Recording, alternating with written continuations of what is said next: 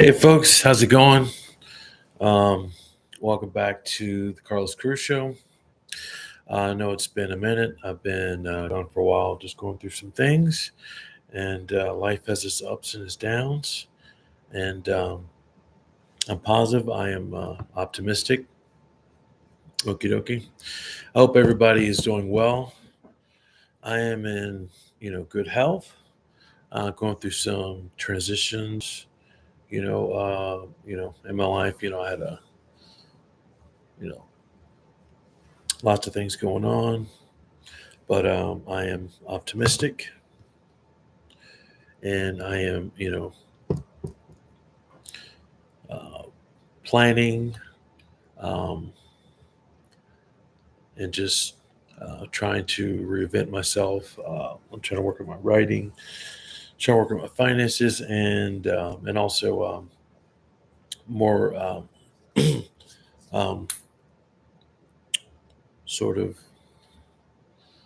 angles for my content, and just reevaluating things. And I just want to um, make sure that my content is honest. It's revealing, and it's something that I'm proud of.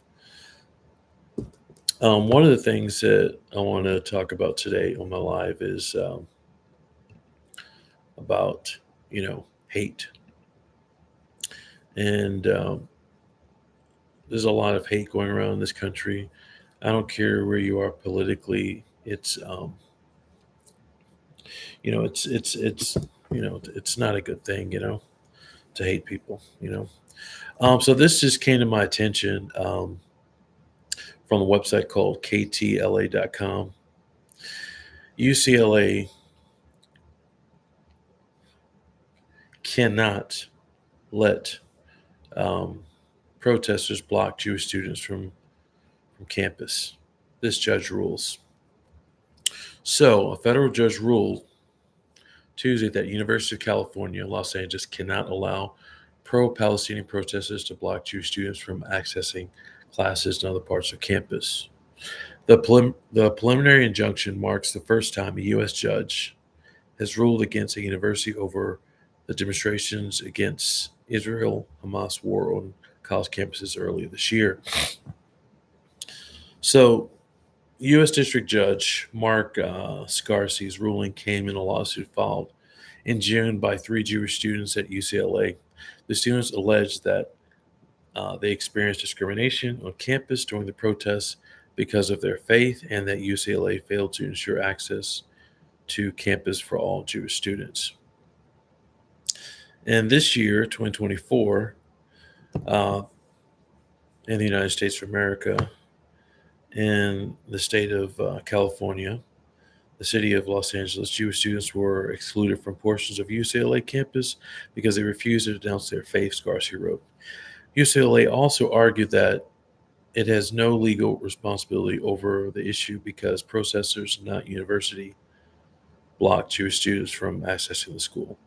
The university also worked with law enforcement to thwart attempts to set up new protest camps. Scarsi ruled that university is prohibited from providing classes to access to buildings on campus if Jewish students are blocked from it. Yitzhak Frankel, a UCLA law student who filed the lawsuit, celebrated the order. No student should ever have to fear being blocked from their campus because they are Jewish, Frankel said in a statement. I'm grateful to the court has ordered UCLA to put a stop to this shameful anti-Jewish conduct. UCLA spokesman Mary Osako said the ruling would improperly hamstring our ability to respond to events on the ground and to meet the needs of the Bruin community. The university is also considering all available options moving forward, she said. UCLA is committed to fostering a campus culture where everyone feels welcome and free from intimidation, discrimination, and harassment, Osako said in a statement to Associated Press. The ruling came after Scarsi ordered UCLA last month to create a plan to protect Jewish students. The University of California, one of the nation's largest public university systems, is also working system-wide campus guidelines on protests. The demonstrations at UCLA became part of a movement at campuses across the country against Israel-Hamas war. At UCLA, law enforcement ordered in May that over 1,000 protesters break up their encampment as tensions rose on campus. Counter demonstrators had attacked the encampment overnight, and at least 15 protesters suffered injuries. In June, dozens of protesters on campus were arrested after they tried to set up a new encampment. So that is very, very, very interesting. We have to remember, you know, even though we think differently, we um, hold different political beliefs, it does not give us um, the right to show hate towards people. It does not. I was really sad to hear about that. And if this were, um, Muslims, or if this were Buddhists, or some other group, I would feel the same way. You know, I really think that's totally wrong. If a person is Jewish, um, and this war is going on, they have nothing to do with what the government of Israel does. Not at all. What do you guys think? We got to stop the hate. It's wrong. In other news, I'm going to be posting my Venmo and my Cash App and Chap. So if you do like my content, please support me if you can. So I'm going to put my Venmo in here. Okie dokie. And I was thinking about doing a sort of like a dating advice sort of segment, because I've been getting a lots of response on that. So I think I might get in there. Please donate to. I'm putting my Cash App in here and my Venmo. Please donate to my Cash App.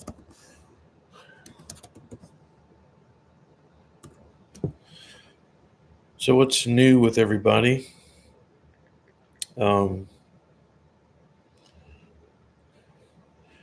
Anything going on? Anything really crazy in the news that you didn't like to hear? Do you think that we'll be able to get along in this country again on a large scale, or do you think we're too polarizing?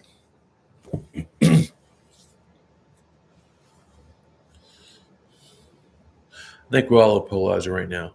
But, I think the beauty about me is that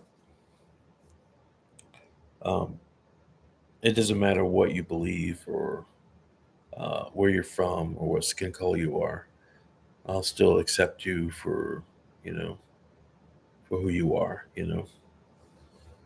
I think it's very, very important to show dignity and respect to people. You don't have to agree with people, all the time. This has been the most craziest political year, ever. And just the last 4 years have been difficult for people. All the layoffs, I was a victim of a layoff this year. The high food prices, the high gas prices, it's really, really something really starting to take a toll on people. Some people are splitting up. Some friendships have been severed.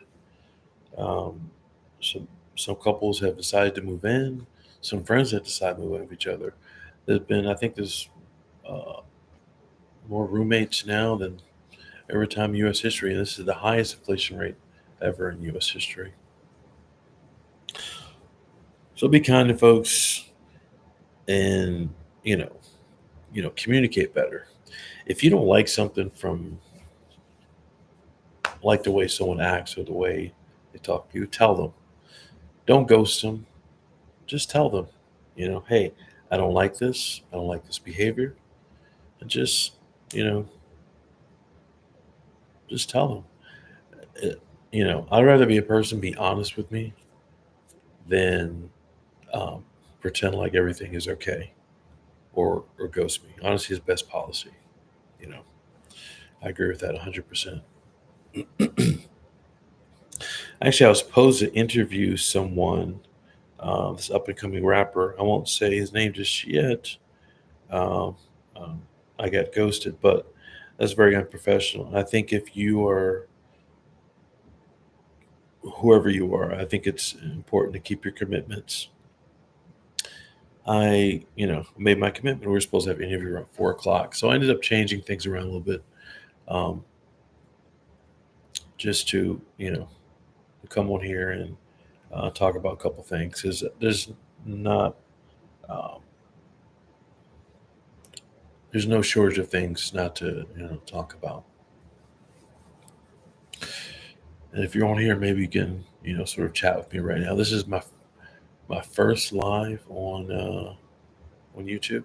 You know, so this is very interesting. I was trying to get like a different background in here, so I'm still trying to figure out this whole YouTube thing.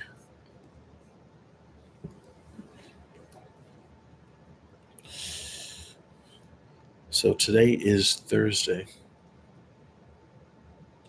I am optimistic. It's been a difficult year, but I am very um, optimistic. I pray for all my friends and family.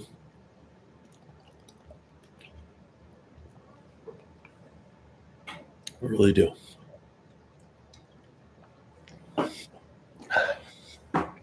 Speaking of which, someone sent me like this prayer. The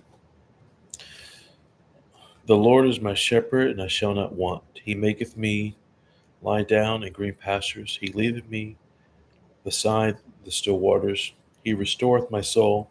He leadeth me in the paths of righteousness for his name's sake. Yea, though I walk through the valley of the shadow of death, I will fear no evil, for thou art with me. Thy rod, thy staff, they comfort me. Thou preparest a table before me in the presence of mine enemies. Thou anointest my head with oil, my cup runneth over. Surely goodness and mercy shall follow me all the days of my life, and I will dwell in the house of the Lord forever. Amen. That is the Psalm of David 23, verse 23. Very nice verse. I used to know that a long time ago, but it's starting to come back to me now in this sort of time of need.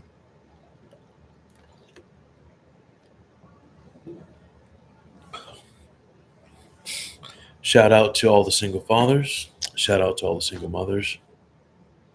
It's not easy being a parent. And um, shout out to all the grandparents and all the family members that help people.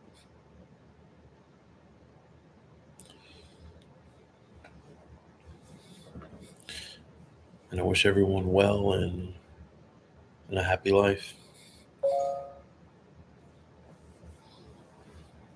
I really do. So it is sunny outside, and I'm very grateful for my life. Very grateful. I'm gonna pass it on to you guys. I meditated last night. It was a little stressful, and I meditated, and it was nice to do. Kind of center myself a little bit. It was very cool.